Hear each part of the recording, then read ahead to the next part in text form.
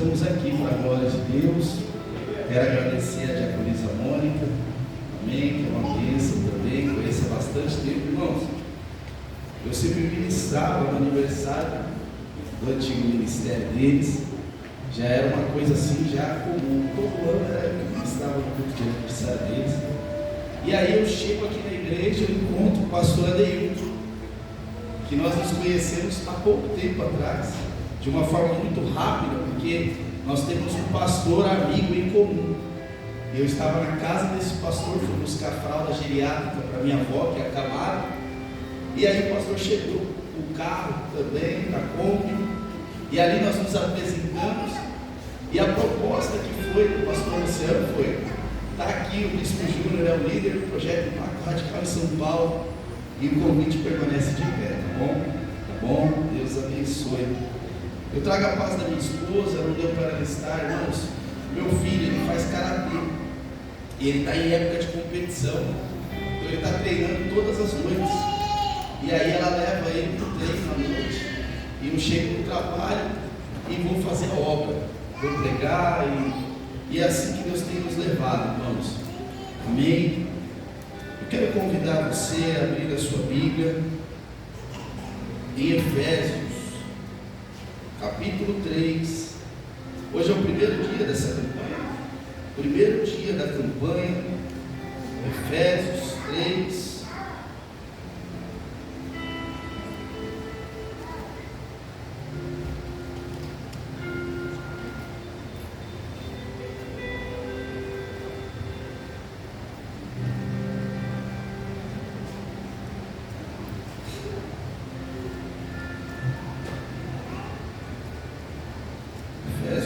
Nós vamos ler apenas o versículo 14.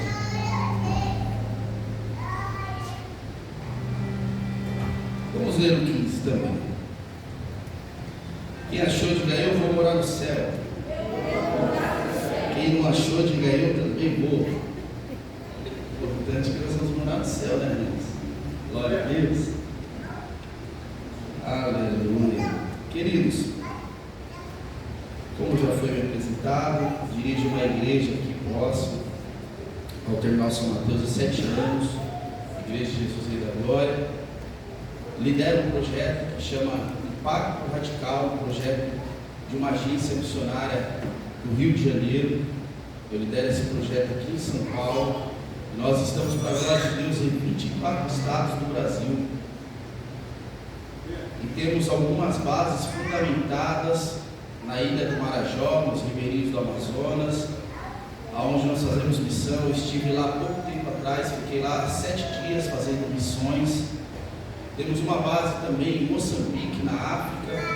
Estamos em Moçambique, numa comunidade conhecida pelo nome de Gombo, aonde ali nós fundamos uma base e recebemos missionários naquela base. A nossa base nos ribeirinhos do Amazonas, nós conseguimos suportar lá, confortar 70 missionários. Nós recebemos missionários para a obra lá. A mesma coisa acontece na África. A base é um pouco menor, cabe menos missionários. E também temos uma base no sertão do Nordeste, onde também nós fazemos uma obra muito linda lá. E eu vim aqui também com essa proposta, tá? Onde eu tenho passado, faz 8 anos que eu faço parte desse projeto. Eu tenho convidado igrejas, pastores, líderes, para conhecer um pouquinho mais sobre a obra missionária. E o convite fica também para a igreja, amém? Tá bom, pastor? Glória a Deus. Claro que é o desejo do meu coração que o senhor participe com a gente. O senhor vai se apaixonar. Pelo que eu vi, você já estava lá fazendo coisas missionárias. Então, o senhor vai se apaixonar também. Glória a Deus.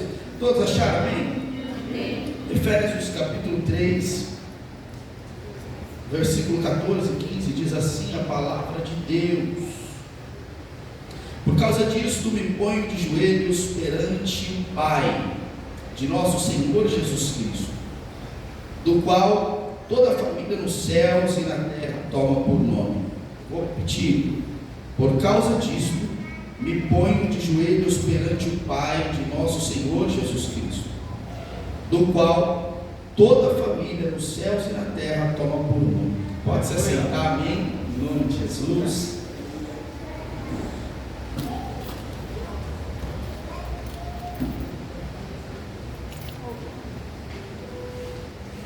Glória a Deus.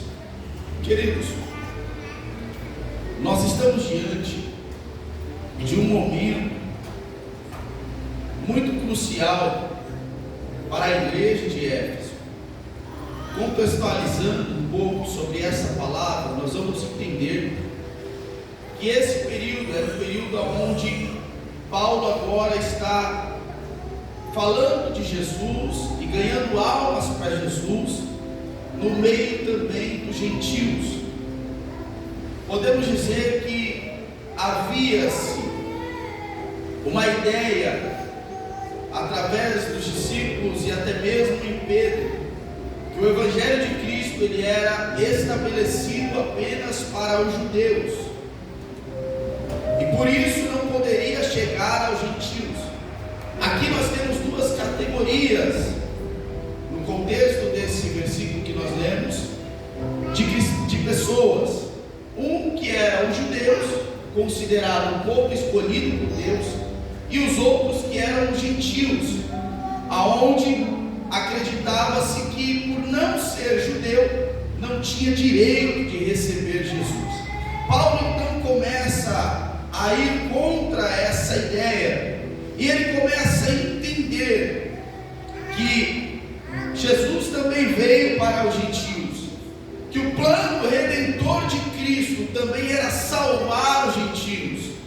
Queridos, para que você entenda de uma maneira simples, eu vou dizer para você, olha, Deus, nós podemos dizer que Ele tem 3 categorias de filhos. Primeiro, Deus tem os filhos da criação. Quem são os filhos da criação? Os homens e os anjos. Deus também tem os filhos da adoção. Quem são os filhos da adoção? O povo de Israel e a igreja do Senhor, a igreja de Cristo, o povo adquirido. Deus adota o povo de Israel e Deus adota também a igreja. E Deus tem um filho de geração apenas, que é o próprio Jesus, que foi gerado no ventre de Maria. Mas para que você entenda, aqui começa uma divisão na opinião de Pedro e na opinião de Paulo. Por quê?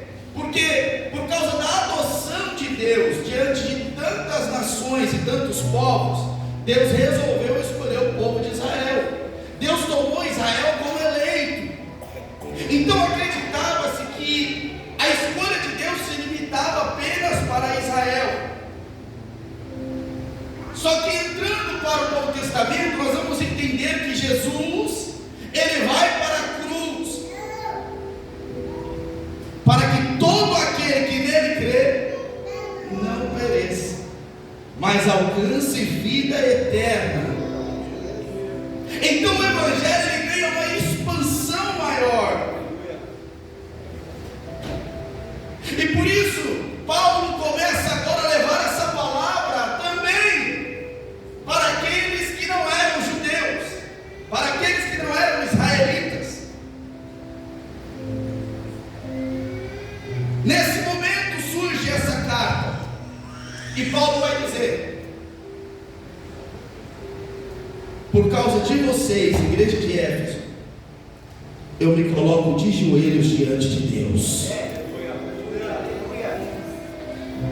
Porque ainda que os homens não queiram reconhecer que Cristo também faz parte da vida de vocês, eu, apóstolo do Senhor, eu reconheço, do qual toda a família nos céus e na terra toma poder por esse nome. Esse nome tem poder, esse nome é Jesus. Deus santo e poderoso. Paulo agora começa a interceder, começa a mandar palavras de incentivo, de fé, para aqueles gentios da igreja de Éfeso que estavam se convertendo a Cristo, para que eles permanecessem de pé. Alguém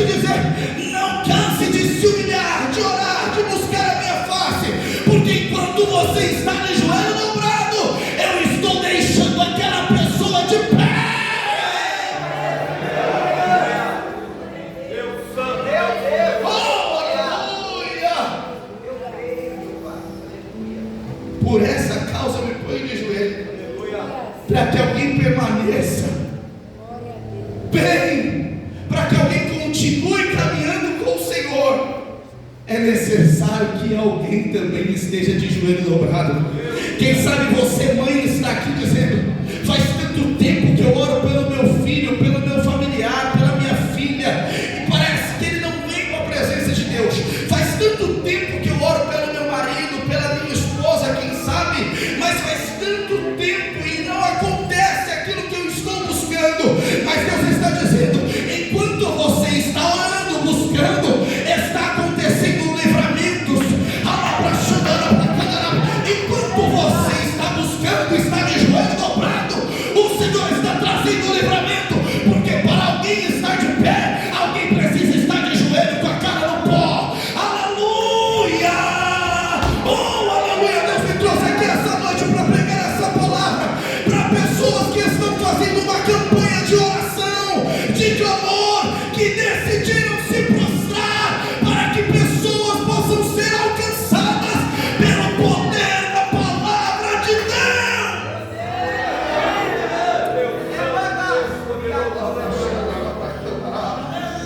Aleluia!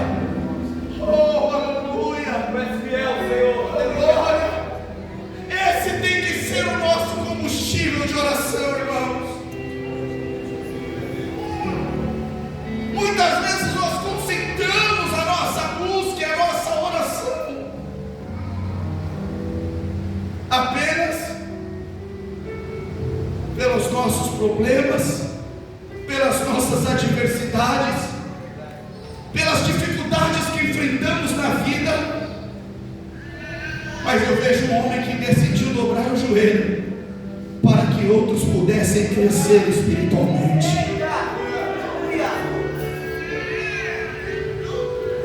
Isso aqui é muito lindo, irmão. E isso remete àquela oração pelo próximo. Perceba que Jó tinha todos os motivos para orar por ele mesmo. O homem que perdeu os filhos, o homem que perdeu a saúde, o homem que perdeu todos os bens que ele tinha, ele teria todos os motivos para orar pelas suas causas. Mas ele resolve um dia, em Jó capítulo 42, orar pelos seus amigos. E diz a palavra do Senhor que quando Jó orava pelos seus amigos, aleluia, Deus mudou a sorte de Jó. Deus te trouxe aqui para dizer: não desista de orar por quem você tem orado. Não pare de buscar pela sua família, pela vida dessa pessoa. Isso é para quem crê, meu irmão. Eu declaro em nome de Jesus, Josué 24:15, sobre a tua vida: eu e a minha casa serviremos ao Senhor. Eu creio, Deus Santo, Deus poderoso. Aleluia. Meu Deus, tu és fiel, Jesus. Queridos, eu tenho certeza que todos nós aqui queremos ser exaltados por Deus. A contar de mim. E muitas vezes nós levamos aquele dito popular dizendo que os humilhados serão exaltados. Aleluia. Mas sabe, amados, no momento em que vem a declaração da palavra de Deus, ela não está dizendo que os humilhados serão exaltados. Mas o que a Bíblia nos ensina é que aquele que se humilha diante de Deus, esse alcançará exaltação. Então não é o humilhado, irmão. Você pode ser humilhado e nada mudar na sua vida. Mas se você decidir numa campanha como essa, irmão, por essa causa eu me coloco de joelho. Se você decidir se humilhar diante de Deus, eu declaro: está vindo exaltação para a tua vida em nome do Senhor Jesus. Está vindo exaltação da parte de Deus. Nós podemos ver na Bíblia pessoas que decidiram lutar por uma causa que não era nem unicamente deles. Verdade, Jesus. Deus trouxe alguém aqui para dizer: lute pela causa do seu irmão também. Meu Deus.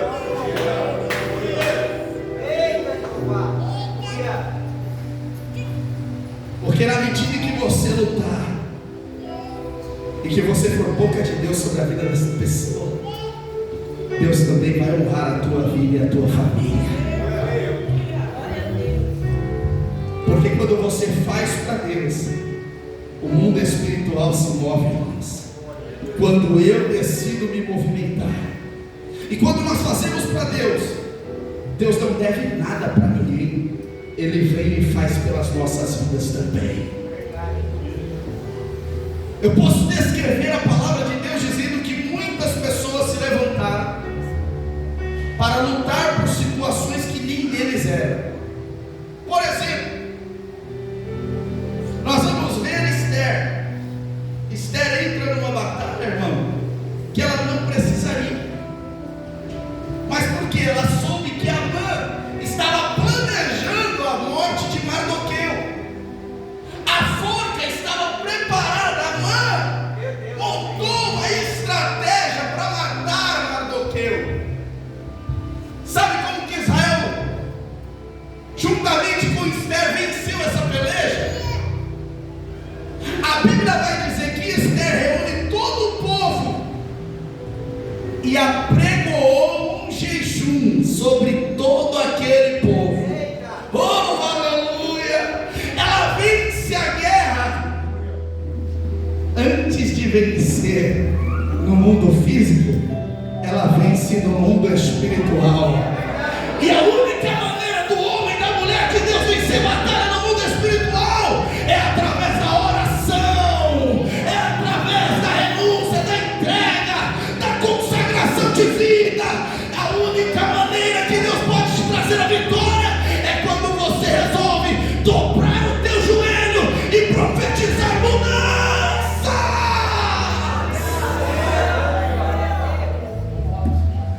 Ela pregou um jejum.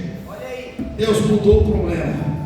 O problema que estava do lado de Esther e Mardoqueu agora foi parar no colo de Amã. A forca que ele preparou, mal sabia ele que ele estava preparando para ele mesmo.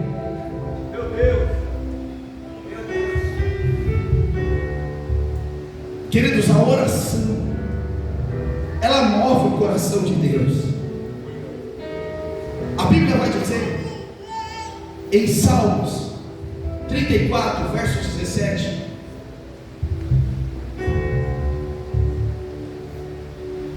os justos clamam, o Senhor os ouve e os livra de todas as suas angústias. Então, quando um justo ele resolve clamar, pastor Adeilton, o Senhor escuta o clamor. E Ele não só escuta, mas Ele também traz livramento de todas as suas angústias. E agora eu quero profetizar o 19. Já que eu passei por Salmo 34, estenda a sua mão para receber, porque eu vou liberar uma palavra profética da parte de Deus agora, em o nome do Senhor Jesus. Salmo 34, verso 19: muitas são as aflições dos justos, mas Deus as livra de todas. Recebe em nome do Senhor Jesus. Tem livramento de Deus para a tua família, tem livramento de Deus na tua casa, tem livramento de Deus na tua saúde, tem livramento.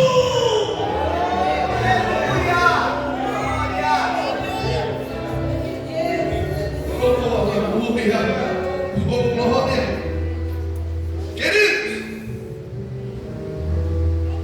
nós vamos ver na palavra de Deus um rei conhecido pelo nome de Josafá, que sentiu medo, irmãos, porque 3 exércitos inimigos estavam para vir contra ele. E lá em 2 Crônicas 20, nós vamos ver o texto dizendo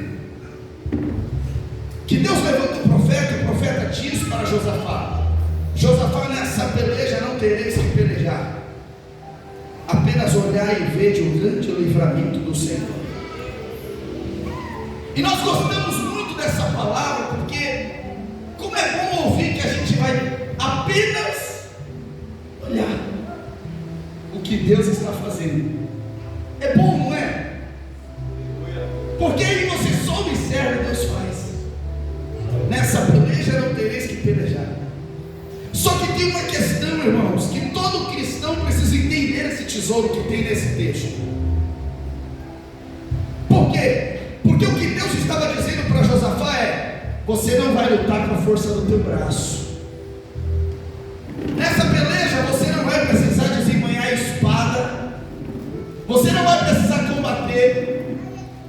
E aqui vai uma palavra, irmão, para aquele cristão que muitas vezes está medindo força com pessoas, está entrando em conflito, e de tanto você falar, a pessoa já diz assim: não vem que eu já não aguento mais.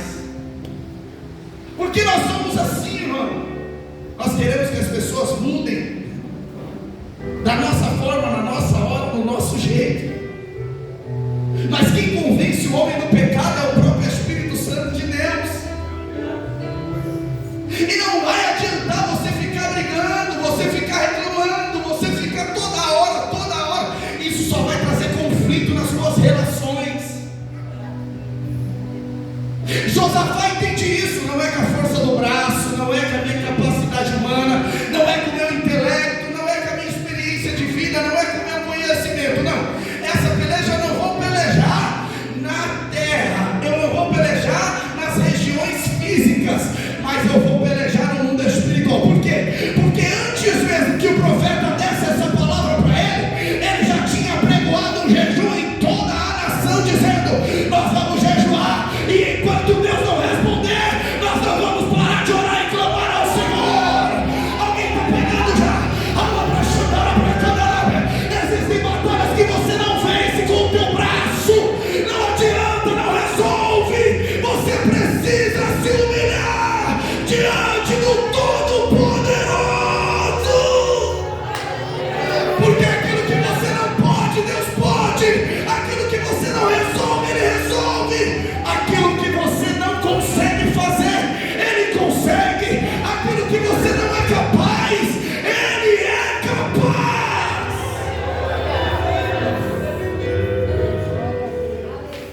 Aleluia! Não tem como vencer as guerras, as batalhas e alcançar o que Deus tem se não tiver oração, se não estiver de joelho dobrado. Aleluia. Havia uma guerra dentro da casa de Ana, havia uma rivalidade.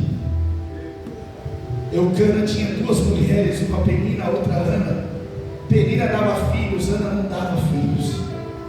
Ana era estéril. A guerra estava estabelecida, irmão. E você sabe como que Ana venceu essa batalha? Um belo dia Eucana vai oferecer sacrifício ao Senhor no templo.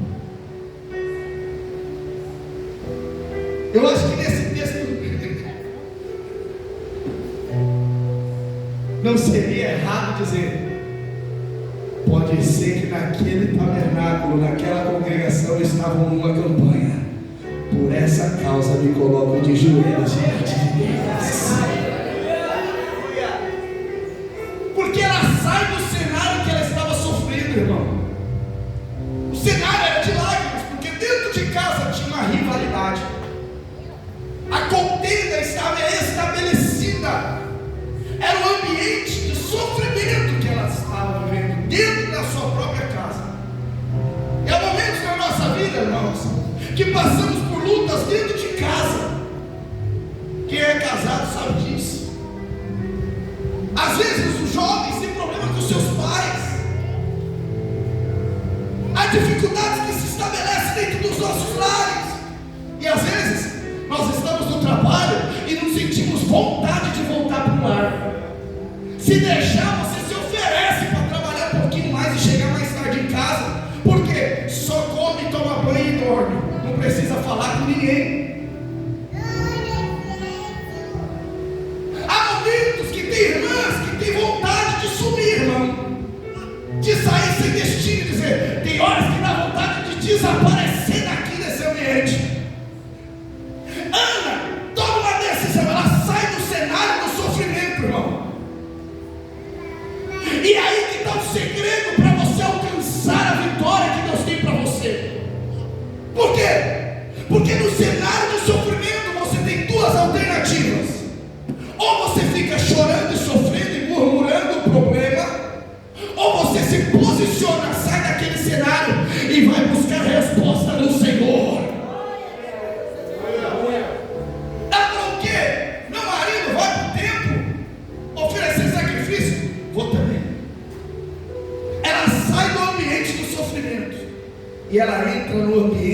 sobrenatural.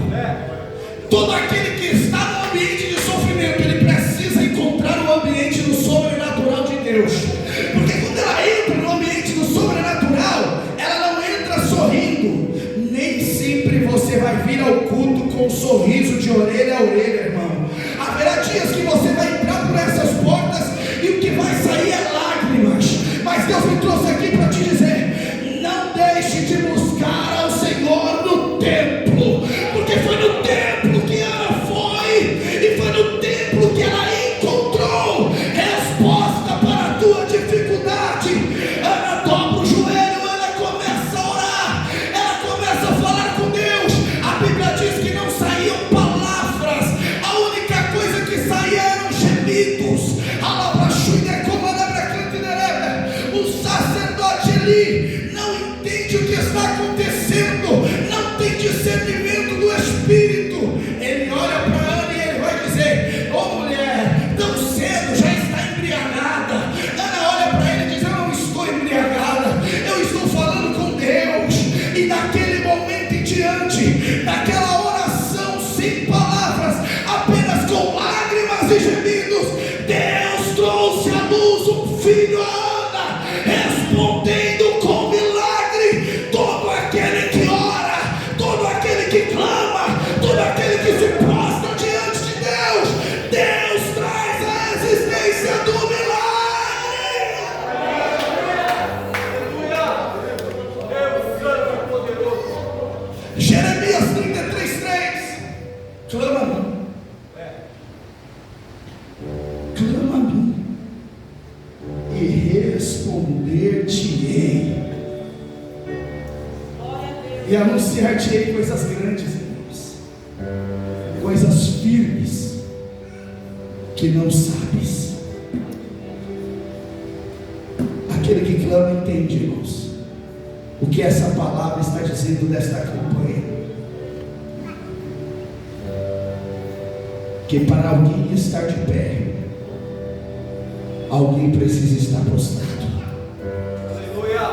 E o prostrado não é em humilhação aos homens, irmãos. Sabe, pastor Adeilton, muitas vezes existem pessoas que se humilham diante de homens. Tem pessoas que se humilham de uma forma terrível para manter uma relação de amizade com alguém. Existem pessoas que se humilham diante do patrão da empresa, irmão. Eu trabalho numa empresa grande, irmãos, e lá eu vejo o quanto tem pessoas se humilhando, sofrendo para manter o emprego. Eu não estou dizendo que você tem que desrespeitar as suas lideranças, não é isso, nada disso. Mas eu estou dizendo que tem pessoas que se humilham diante dos homens, mas que não tem coragem de se humilhar diante de Deus. Mas se você está entendendo essa palavra essa noite, você está entendendo que para alguém estar de pé lá na tua casa, no meio dos teus, você precisa estar aqui prostrado diante do Senhor.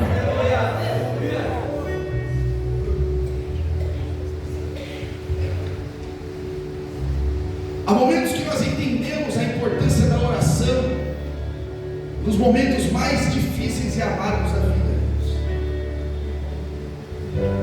Eu vou aproveitar os 10 minutos que eu tenho e vou dividir um testemunho com a igreja. Toda vez que eu passo a primeira vez numa igreja, eu sempre dou esse testemunho, porque foi um voto que eu fiz com Deus. Eu tenho 2 filhos. Um, o nome dele é Davi, vai fazer 10 anos. E eu costumo dizer que ele é o filho da promessa, porque quando minha esposa ficou grávida, eu orei ao Senhor e Deus falou que viria um menino. E veio um menino, o nome dele é Davi. E eu tenho uma menina, o nome dela é Beatriz, tem 7 anos. E eu costumo dizer que a Beatriz é meu milagre. Porque a Beatriz, com 3 meses de gravidez, ainda no ventre da minha esposa, esposa, ela foi diagnosticada com síndrome. Então aqui vos prega alguém, irmão, que já sentiu na pele. A minha filha hoje, ela tem 7 anos. Ela já tem 2 cirurgias no coração. Já operou recentemente da apendicite. Já esteve na UTI por 5 vezes. E por 2 já esteve desenganada pelos médicos.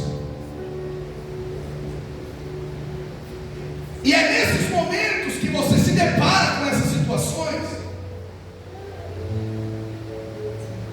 que tudo que te resta é Deus, irmão.